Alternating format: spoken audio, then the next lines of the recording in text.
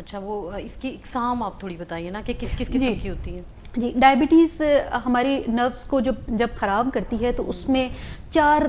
طرح سے یہ اس کی اقسام ہیں. ایک طرح سے پریزنٹ ہوتے ہیں پیشنٹس جس کو ہم پیریفرل نیوروپیتھی کہتے ہیں. پیریفرل نیوروپیتھی کا مطلب ہے کہ جو ہمارے جسم کے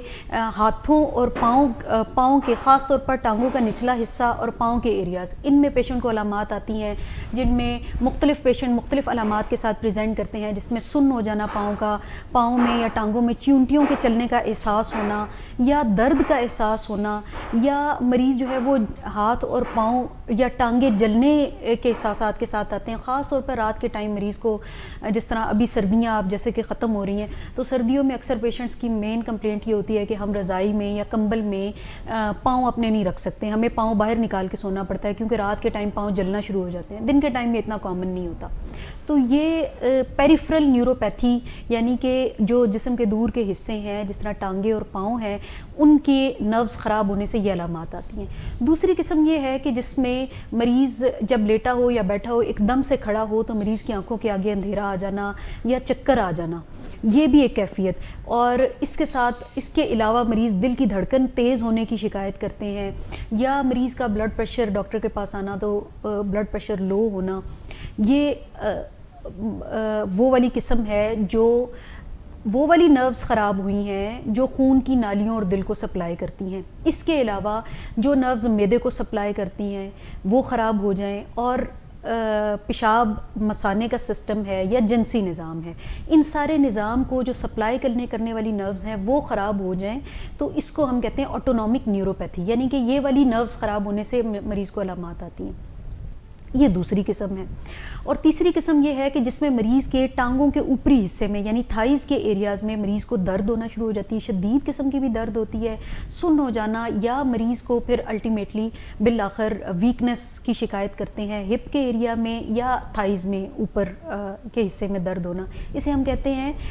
پروگزیمل نیوروپیتھی، یعنی کہ جسم کے اوپری حصے کے ٹانگوں کے اوپری حصے میں درد یا کمزوری کی شکایت کرنا. چوتھی جو قسم ہے اس میں مریض کی کوئی ایک نرو جسم کی خراب ہونا شروع ہو جاتی ہے، جس میں لکوہ بھی آ جاتا ہے، دو نظر آنا ایسا بھی ہوتا ہے، یا سینے میں درد ہونا شروع ہو جاتی ہے جو کہ محسوس ایسے ہوتا ہے، ڈاکٹر کے پاس مریض ایسے آتا ہے جیسے ہارٹ اٹیک کی کوئی علامت ہے. تو پھر ہارٹ اٹیک کو ہم ای سی جی کر کے رول آؤٹ کر کے پھر ہم اس کو ڈائگنوز کرتے ہیں کہ یہ ڈائبٹیز کی وجہ سے مریض کی نرو خراب ہوئی ہے، اعصاب خراب ہوئے ہیں، جس کی وجہ سے چیسٹ پین کے ساتھ یا سینے میں درد کے ساتھ مریض آیا ہے. اس کے علاوہ مریض پیٹ درد کی بھی کمپلینٹ کرتے ہیں جو کہ بعض اوقات ایسے محسوس ہوتا ہے جیسے اپینڈیسائٹس کی پین ہے، یعنی کہ جو ہماری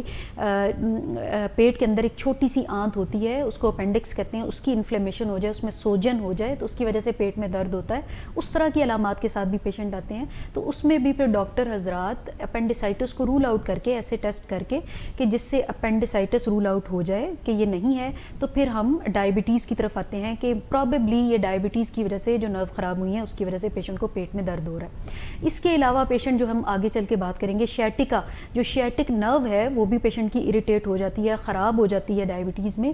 یعنی کہ ایک نرو جسم کی وہ خراب ہو، اس کو ہم کہتے ہیں فوکل نیوروپیتھی. یہ چوتھی قسم ہے ڈائبٹیز کی. تو اس طرح ڈائبٹیز 4 مختلف انداز میں نروز کو، جسم کی ساری نروز کو خراب کرتی چلی جاتی ہے، جس کو ہم نے اپنی آسانی کے لیے 4 حصوں میں تقسیم کیا ہوا ہے اور اس لحاظ سے مریض کا علاج کیا جاتا ہے.